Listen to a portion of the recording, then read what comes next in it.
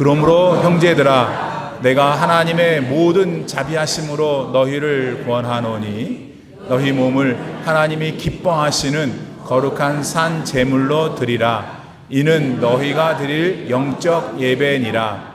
너희는 이 세대를 본받지 말고 오직 마음을 새롭게 함으로 변화를 받아 하나님의 선하시고 기뻐하시고 온전하신 뜻이 무엇인지 분별하도록 하라. 아멘. 하나님의 말씀입니다. 할렐루야. 지난달에 다녀온 성지 순례 때 있었던 일입니다. 어느 곳에서 사진을 찍었습니다. 근데 어떤 분이 그 시간에 다른 곳에 계셔서 그 사진에 빠졌습니다. 그랬더니 얼마 지않아 우리 일행 중 한 분이 AI를 통해 사진에 빠져있던 분을 마치 함께 사진을 찍었던 것처럼 사진 속에 넣었습니다. 인공지능이라고 불리는 Artificial Intelligence, AI가 그렇게 할 수 있도록 했던 겁니다. 물론 지금 AI라고 하는 인공지능에 대해서 생소한 분들도 있을 수 있습니다. 그러나 아마도 대다수의 분들은 AI에 대해 들어보셨고 또 그 기술을 잘 사용하고 계실 수도 있습니다. 그런 분들이 볼 때 좀 전에 말씀드린 AI로 사진을 합성하는 일은 AI가 현재 할 수 있는 일을 비교할 때 거의 아무 일도 아닌 일입니다. 실예로 최근까지 발전한 AI 기술은 뛰어난 공대 출신 기술자들보다 더 정교한 컴퓨터 프로그램을 만들어낼 수 있습니다. 그것도 더 빨리, 더 강력하게 말이죠. 게다가 무서운 사실은 AI 기계는 사람들처럼 잠을 잘 필요도 없이 24시간 내내 일할 수 있다는 점입니다. 그래서 요사이 많은 신참내기 변호사들이 직장을 구하지 못하고 있습니다. 많은 회계법인들이 신입 회계사들을 뽑지 않고도 있죠. 왜? 초보적인 일들은 AI가 더 잘하기 때문입니다. 이렇게 되다 보니 언젠가 이 AI의 발달로 인해 사람들이 매우 위협을 받을 수도 있습니다. 인간을 위해 개발한 AI 인공지능이 사람의 생명까지 위협하는 아이러니한 상황이 얼마든지 발생할 수 있다는 겁니다. 실제로 이 인공지능 AI 분야를 개척하고 발전시키고 있는 장본인들은 그런 불행한 미래를 예측하면서 세상에 닥칠 수도 있는 만에 하나의 경우를 대비하고 있다고 합니다.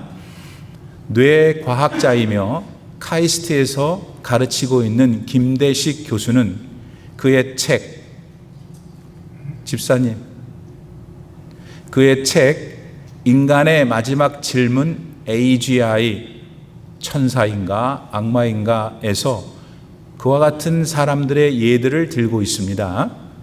그 예들은 이렇습니다. 여러분이 많이 들어보셨던 샘 얼트맨이라고 하는 오픈 AI를 창립한 사람은 캘리포니아에 지하 벙커를 갖고 있습니다. 지가 개발하고 있는 인공지능이 잘못돼서 인간을 공격할 경우 그래서 피할 계산을 하고 있다는 거죠. 이 외에도 페이스북을 만든 메타의 CEO인 마크 저커버그와 페이팔을 만든 피터 틸과 같은 IT 거물들은 각각 하와이와 뉴질랜드에 피신처를 만들어 놓고 있습니다. 이와 함께 테슬라를 만든 일론 머스크는 아예 화성으로 도망가겠다고 하고 있고요. 따라가세요, 같이. 아무튼 지금 우리가 살고 있는 세상은 AI가 많은 영향을 주고 있고 그리고 앞으로도 더더욱 그럴 겁니다. 지금 대한민국의 주식시장이 괄목할 만하게 성장하고 있는데 이것도 AI와 밀접한 연관이 있습니다. 한국 주식시장에서 인기가 있는 종목은 바로 삼성과 SK 하이닉스인데요. 그거는 두 회사가 만드는 컴퓨터 칩 때문입니다. 이 칩들은 지금껏 우리가 나눠온 AI 인공지능 기계를 움직이게 하는 심장과도 같은 거거든요. 그러니 중요할 수밖에 없고 귀합니다. 그래서 비싸기 때문에 현재 한국 경제를 뒷받침해주는 든든한 버팀목이 되고 있습니다. 한편 세계 패권국인 우리 미국이 쫓아오고 있는 중국을 견제하면서 1등 국가를 유지하기 위해 이 AI 기술 개발과 운용에 사활을 걸고 있는 것 또한 어찌 보면 당연한 일입니다. 자, 그렇다면 이런 작금의 현실 속에서 우리 그리스도인들은 무엇을 생각하며 어떻게 살아가야만 하는 것일까라는 질문이 듭니다. 성도 여러분, 이런 인공지능 기술 사회 한복판에서 우리 예수 믿는 사람들은 어떤 자세를 가져야만 할까요? 오늘 주시는 본문 말씀을 통해 그런 우리들을 향하신 하나님의 마음을 알 수 있습니다. 그걸 잘 알아서 그저 가만히 있다가는 코도 베어갈 수 있는 AI 시대를 보다 더 지혜롭게 살아갈 수 있는 여러분 다 되시기를 소원합니다.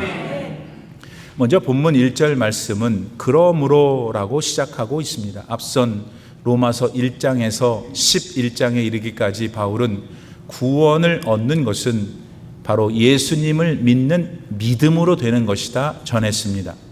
죄의 사함을 받고 구원을 얻어 영생하는 것은 사람의 행위로는 절대 이루어지지 않습니다. 오직 십자가에서 생명을 내어주신 예수님을 믿는 믿음만으로 가능하죠. 아멘. 그런 복음을 전한 다음에 바울이 12장 첫 절에서 그러므로라고 한 겁니다. 이제 로마서 12장에서부터 끝장인 16장 전체를 통해 구원을 받은 그리스도인들이 이 세상에서 그러면 어떻게 뭘 하며 살아야 할 것을 가르쳐 주려고 할 때에 그 첫 문장의 첫 단어가 그러므로인 겁니다. 결국 이건 앞에서 말한 대로 믿음으로 구원을 받는데 그렇게 받은 사람은 당연히 자기 몸을 하나님께 드리는데 거룩한 산 제물로 드려야 한다는 겁니다. 그리고 그게 구원받은 사람이 드려야 할 영적 예배가 된다고 했죠. 근데 구원받은 사람이 그렇게 할 수 있는, 그렇게 하고자 하는 마음의 동기는 뭐냐? 1절 말씀에 나오는 하나님의 자비하심 때문입니다. 다시 정리하자면 무엇 때문에 구원받은 사람이 자기 몸을 제물로 드리는 영적 예배를 드릴 수 있게 됩니까, 여러분? 그거는 자신을 극악무도한 죄악에서 건져주신 하나님 사랑 때문이죠. 다시 말해서 예수님을 영접하고 구원을 받게 된 사람은 하나님만 바라보게 되어 있습니다. 물론 유혹 때문에 잠시 곁길로 나갈지도 모르죠. 그러나 그가 진정 예수님을 믿고 구원받았다면 하나님께 회개하고 돌아옵니다. 반드시 그렇습니다. 그 결정적인 이유는 그는 자기에게 보여주신 하나님 사랑이 뭔지 알기 때문입니다. 그래서 사도 바울은 1절 말씀에서 하나님의 모든 자비하심으로 권한다 한 겁니다. 오늘 우리들도 참으로 사악한 죄인이었지만은 예수님을 통해서 부어주신 한량없는 하나님의 사랑으로 이렇게 구원받은 그리스도인이 되었습니다. 근데 우리가 지금 살아가고 있는 시대는 AI 인공지능 시대의 시대입니다. 여러분, 지금부터 2000년 전에 그리스도인들은 로마 시대를 살았습니다. 그때는 인공지능이 없었죠. 그러나 로마 제국에 쾌락 문화가 있었습니다. 헬레니즘 철학이 지배적이었죠. 게다가 황제 숭배를 강요하는 무서운 종교적 핍박도 있었습니다. 때문에 그 당시 그리스도인들은 그런 문제들에 맞서 그들의 믿음을 지켜내야만 했습니다. 그럼 오늘을 사는 우리 그리스도인들은 어떻습니까? 이 시대에 우리 그리스도인들이 맞닥뜨린 현실은 AI 인공지능입니다. 그럼 어떻게 대처해야 한다는 말입니까? 오늘 1절 말씀에서와 같이 우리 몸을 하나님이 기뻐하시는 거룩한 산 제물로 드려야 합니다. 그리고 우리로 그렇게 하는 힘은 하나님께서 구원받은 우리에게 보여주신 그 자비하심입니다. 그렇다면 우리 몸을 거룩한 산 제물로 드린다는 건 뭘 의미하는 걸까요? 설마 문자 그대로 살아있는 우리 몸을 죽여가지고 제사의 제물로 바치라는 말일까요? 염려하지 마세요. 그건 절대로 아닙니다. 우선 여기서 말하는 몸이라는 것은 단순한 육체만을 말하는 게 아니에요. 이 몸의 헬라말 소마는 우리 존재 전체를 말합니다. 예를 들면 생각하는 것, 느끼는 것, 관계를 맺는 것, 그리고 결정을 내리는 것, 그런 온전한 인격체가 몸입니다. 그러니까 하나님께서는 구원받은 그리스도인들이 일상의 삶에서 지 몸을, 지 삶을 전체를 당신께 제물로 드리라는 겁니다. 아멘. 이 점에서 우리 사람과는 달리 AI 인공지능은 절대로 never ever 할 수 없어요. 절대로 살아있는 제물로서 자기 자신을 드릴 수 없다는 말이죠. 왜? AI에게는 영혼이 없기 때문입니다. 그러므로 AI는 예배드릴 수 없어요. 궁극적으로 하나님을 사랑할 수도 없습니다. 그런 것이기에 이웃도 사랑할 수 없고 그들을 위한 희생은 더더욱 할 수가 없는 것이죠. 이렇게 AI는 우리 그리스도인과 본질적인 차이가 있습니다. 여러분, AI란 기계는 기본적으로 알고리즘을 사용합니다. 알고리즘이라는 것은 어떤 문제를 해결하기 위한 단계적인 방법입니다. 그 방법이 고도화되면은 현실적으로 엄청난 힘을 발휘할 수 있게 되죠. 하지만 그런다 해도 우리 그리스도인들처럼 살아계신 하나님과 교제할 수는 없습니다. 그거는 단순히 정보만 처리하는 비인격적인 존재일 뿐이니까요. 게다가 만능 기계라고 불리지만은 나름대로의 허점도 있다는 걸 우리는 알아야 합니다. AI 전문가 박태웅 씨의 책 AI 강의에 보면은 이런 내용이 나옵니다. 인공지능한테 어느 날 야, 모차르트의 첼로 협주곡을 말해주라 물었답니다. 그랬더니 이 AI가 쾌헬 넘버를 딱 붙여가지고 5곡을 내놓은 거예요. 쾌헬 넘버는 모차르트 씨가 지은 곡에다가 연대기로 순서를 붙여놓은 번호를 말합니다. 그러니까 모차르트의 첼로 협주곡이 뭐지? 그랬더니 쾌헬 번호 1, 2, 3 5개입니다. 이렇게 딱 나온 거란 말이죠. 근데 문제는 모차르트의 첼로 협주곡은 실제로 남아있는 게 없습니다. 그러니까 없는데 내놓은 겁니다. 있다고 그랬고 게다가 번호까지 딱 하니 붙여서 주장했습니다.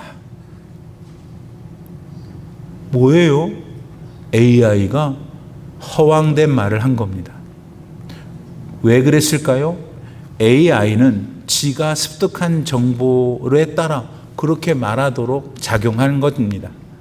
이처럼 가공할 힘이 있는 AI에게도 이런 틈이 있는 거죠. 네. 그러니까 이런 AI가 하물며 어떻게 영이신 하나님과 교제를 할 수 있겠어요? 오직 그건 사람만, 그 중에서 여러분과 같이 예수님 믿어 구원받은 살아계신 성령이 역사하시는 분들만 그렇게 할 수 있습니다. 아멘. 그러므로 다시 강조합니다. AI는 우리가 드릴 기도문은 작성해 줄 수 있어요. 그러나 실제로 살아있는 제물이 되어 하나님께 기도를 드릴 수 있는 존재는 사람뿐입니다. 그런 믿음의 헌신을 이 인공지능의 시대에도 하나님은 원하신다는 걸 오늘 말씀은 여러분에게 가르치고 계시는 겁니다. 두 번째로 2절 말씀에서 사도 바울은 그리스도인들은 이 세대를 본받지 말라 했습니다. 이 세대를 본받지 말라를 헬라어 원문으로 읽으면 이 말입니다. 외부의 틀에 네 자신을 끼워 맞추지 말라. 외부의 틀에 네 자신을 끼워 맞추지 말라. 요거는 우리가 사는 세상에 가지고 있는 어떤 틀이 있는데 그걸 자꾸 강요하거나 아니면 은밀히 유혹해서 뒤집어 쓰라고 할 때 그렇게 하지 말라 하는 겁니다. 그렇다면 우리가 살고 있는 이 AI 시대는 뭘 알게 모르게 우리에게 요구하고 있을까요? 그거는 잘 들으셔야 됩니다. 가장 작게 드려서 가장 많은 것을 거두어 드리는 겁니다. 다시 AI 시대에 AI가 우리에게 궁극적으로 원하는 공통적인 건 뭐냐? 적게 드려서 많은 것 내놔 이겁니다. 그러니까 목표한 이익에 안 맞으면 그건 어느덧 AI는 옳지 않다고 말하는 것이죠.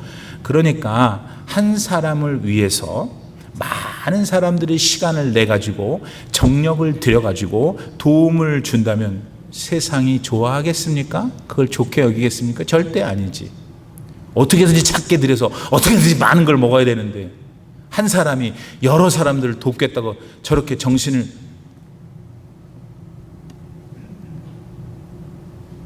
무슨 그런 시간 낭비냐? 무슨 그런 돈 낭비냐? 교회 안 나오면 그만이지. 못 배우고 천하고 그냥 무식한 거. 아이고 맨날 문제만 일으키는 거. 뭐하러 그 사람을 위해서 기도해? 안 나오면 그만이지. 들리세요? 지금 목사가 뭘 얘기하고 있는지?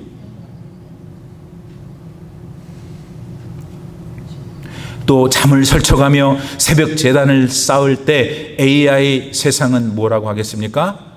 야, 한마디로 정신 나간 짓을 네가 하고 있구나 하겠죠.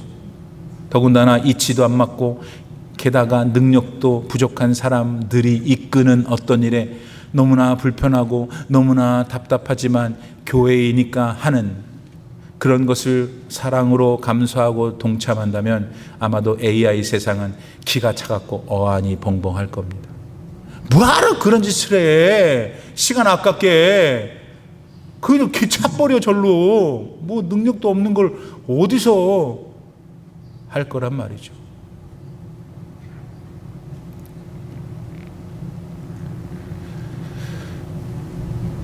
하지만 하나님께서는 그런 세상에 동화되지 말고 하나님의 방식과 하나님의 사랑과 예수 그리스도의 인격으로 살아라 하십니다.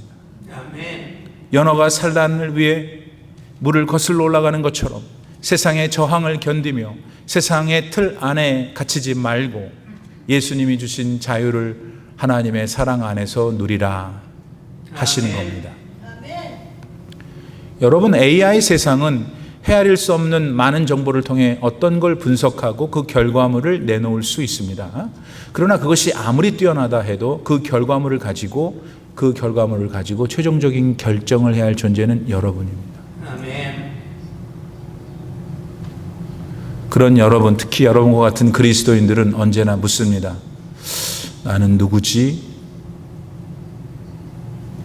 나는 무엇을 위해 지금 살고 있고 선한 건 뭐지? 이런 걸 묻습니다. 인공지능의 시대는 이런 존재론적인 지리에 대해 그렇다면 뭐라고 말할까요? 아마 너 인간, 나 인공지능보다 더 잘할 수 있어? 더 생산성이 있어? 더 효율적이야? 더 능력 있는 결과물을 만들어낼 수 있다라고 물을 뿐이죠. 근데 여러분, 우리 사람은 뭘 잘하고 못하고 비교돼서 그 결과에 따라 그저 버려지고 살아남는 존재가 아니에요. 뭔데요 그러면? 우리 사람은, 특별히 여러분과 같은 그리스도인들은 창조주 하나님께서 사랑하시는 존재라는 걸 잊지 말아야 합니다. 아멘. 더 나아가서 계속해서 이 시절 말씀에서 사도 바울은 마음을 새롭게 하고 변화를 받아라 그랬습니다. 아멘. 여기서의 변화는 마치 번데기에서 나비로 바뀌는 거, 그걸 말합니다. 문자를 쓰자면 환골탈퇴하는 거죠. 근데 몸이 아니라 마음을 그렇게 하라는 점에 주목하셔야 합니다. 몸이 바뀌는 건 이해가 되는데 목사님, 어떻게 마음을 그렇게 하라는 거예요? 그거는 우리 내면 안에 일어나는 어떤 본질적인 변화를 말하는 것입니다. 좀 단순하게 예를 들면 어떤 사람이 갑자기 그렇게 즐겨하던 담배를 끊었어요.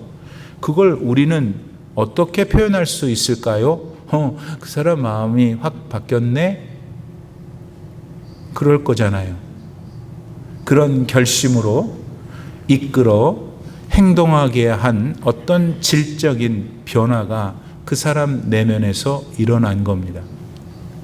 인공지능 시대를 맞아 우리 그리스도인들이 바로 그렇게 하라고 하나님은 지금 말씀하십니다.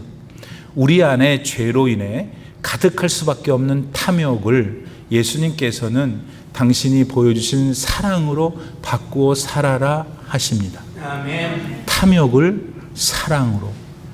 내 내면의 essential transformation이죠. 이거는 여러분, 건강한 식단을 짜주는 일에는 베테랑인 인공지능은 절대로 못하는 거예요. 인공지능은 여러분, 탐욕을 사랑으로 못 바꿔요. 또 교만한 사람을 겸손한 사람으로 바꿔주고, 분노에 차갑고 남을 미워하는 일에 선수인 사람을 용서하는 사람으로 바꾸는 일은 아무리 AI가 발전해도 절대로 never ever 할 수 없는 겁니다. 이런 마음의 변화를 일으키는 분은 오직 살아계신 우리 성령 하나님 한 분뿐이시죠. 아멘. 그러므로 이 인공지능 시대에 우리 그리스도인들은 경각심을 가져야 합니다. 마음을 새롭게 해서 변화를 가져오는 일은 인공지능이 절대로 대신 해줄 수 없다는 걸 알아야 한다는 거예요. 물론 인공지능은 성경을 여러분이 보기 편리하게 요약해 줄 수 있어요. 굉장히 도움이 되죠. 그러나 사람이 그걸 읽고 사람이 기도하고 사람이 변화의 역사를 하나님께 구해야만 합니다. 이거는 멋진 기도문은 혹 인공지능이 대신 써줄 수는 있어도 기도 자체는 사람 자신이 해야 하는 것을 말하는 겁니다. 그리고 이런 변화를 가져다주는 유일하면서도 근본적인 힘은 오직 하나님 말씀밖에 없어요. 아멘. 그러니 그리스도인은 이 말씀을 읽어야 돼요. 그 다음에 판더, 차분히 생각해야 해요. 또한 그 말씀을 삶에서 구체적으로 실천해야 해요. 그럴 때 여러분의 내면이 새롭게 변화됩니다. 아무리 인공지능이 발달해도 해줄 수 없는 그거를 그렇게 하면서 이루셔야 합니다. 그게 이 시대를 살고 있는 그리스도인들 향하신 우리 하나님의 뜻인 겁니다. 끝으로 인공지능의 시대를 살아가는 우리 그리스도인들은 하나님의 뜻이 무엇인지 또 분별해야 합니다. 분별. 다시 말해서 예수님을 믿고 구원받은 그리스도인들은 매일의 삶 속에서 이게 하나님의 뜻인지 아닌지 구분할 수 있어야 한다는 거죠. 이유는 하나님의 뜻은 항상 선하니까. 누구한테? 여러분, 그리스도인 여러분한테 선하다는 거예요. 하나님의 뜻이. 또 하나님의 뜻은 그분을 결과적으로 기뻐하게 하는 어떤 일입니다. 그러니까 하나님의 뜻을 찾을 때 이 일이 결과적으로 내가 아니라 하나님을 기쁘시게 하는가를 물으셔야 되겠죠. 그럼 거기에 분별의 기준이 보여요. 더 나아가서 하나님의 뜻은 당연히 온전하죠. 여러분, 온전함은 다른 걸 거기다 뭐 보충할 게 필요가 없다는 완전성을 말해요. 말하자면 우리가 분별해서 하나님의 뜻, 온전한 뜻을 찾아 실현한다면 그건 하나님께는 물론이고 여러분 자신에게 가장 완벽한 것이 된다는 의미입니다. 그러니까 우리는 당연히 온전한 하나님의 뜻을 분별하지 않을 수가 없는 거죠. 그런데 인공지능은 이 방대한 데이터를 알고리즘에 딱 돌려가지고 분석해요. 그래서 어떤 결과물을 제시할 수 있어요. 근데 그 녀석이 제시하는 그 결과물이 하나님의 뜻인지 아닌지는 분별을 못해요. 맞죠? 그 분별은 오직 하나님 자신이 주실 수 있고 하나님의 말씀이 그렇게 해줍니다. 왜? 말씀은 곧 하나님이시기 때문입니다. 사랑하는 성도 여러분, 우리가 사는 인공시대 이 시대는 매우 편리합니다. 효율적인 것을 갖다 줍니다. 어떻게 하면 내가 다이어트를 할 수 있느냐?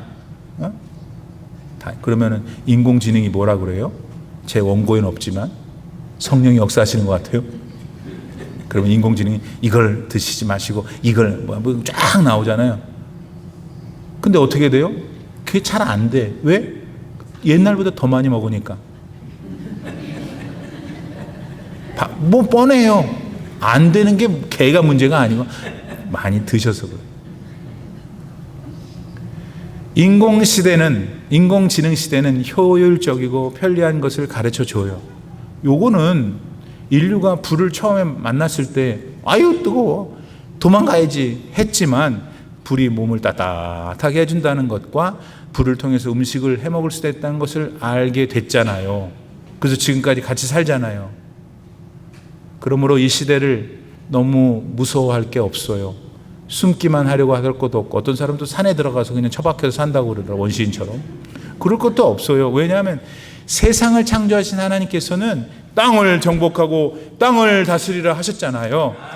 그렇게 하는 대신에 몸을, 여러분의 온전한 인격을 거룩한 산 제물로 매일 드리는 삶을 살면 이 시대에 잘 살 수 있다 이 말이요.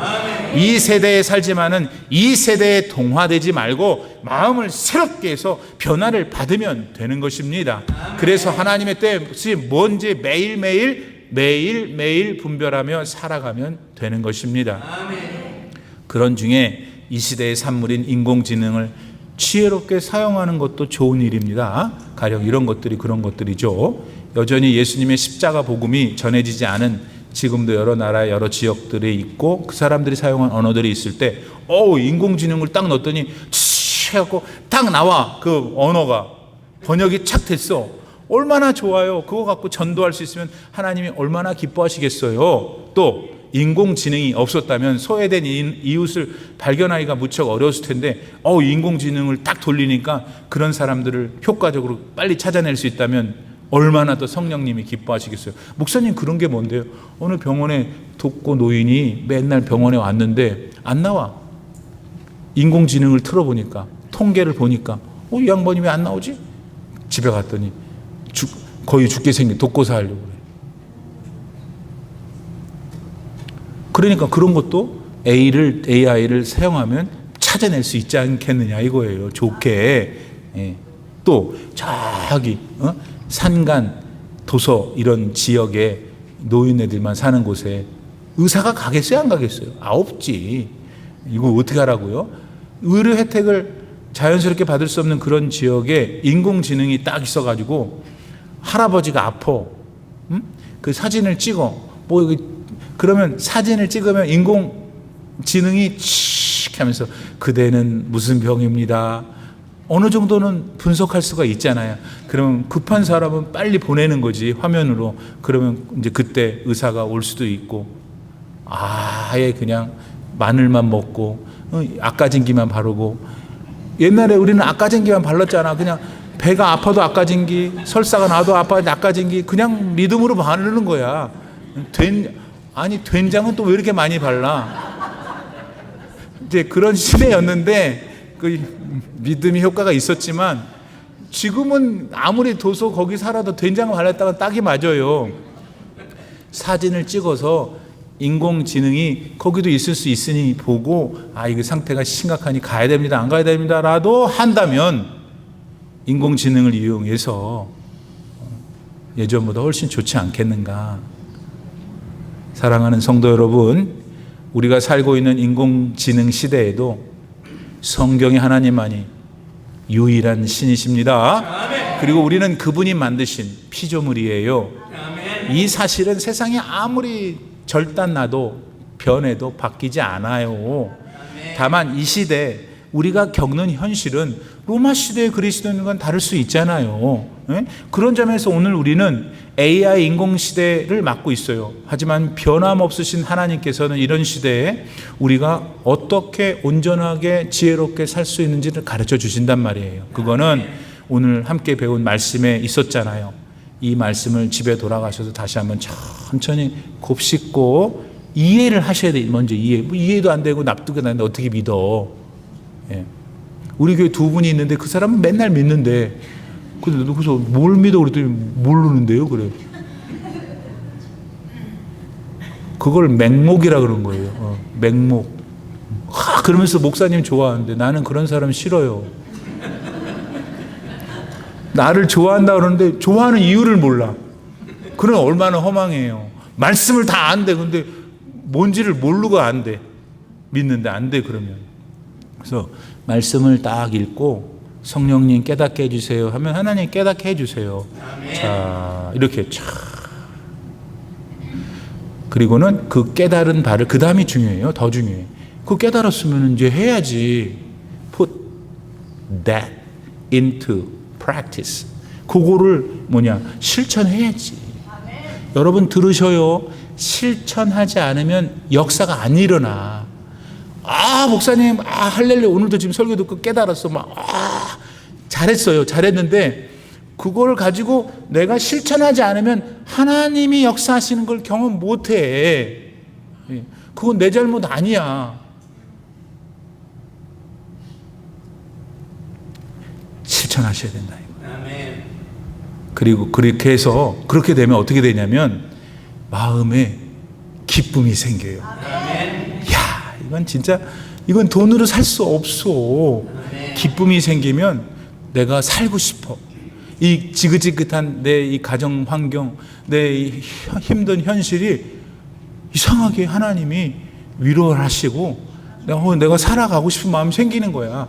상대방을 또 이해하게 되고 그냥 내가 행복해지는 거야. 말씀을 듣고 실천하니까 그렇게 된다고. 아멘.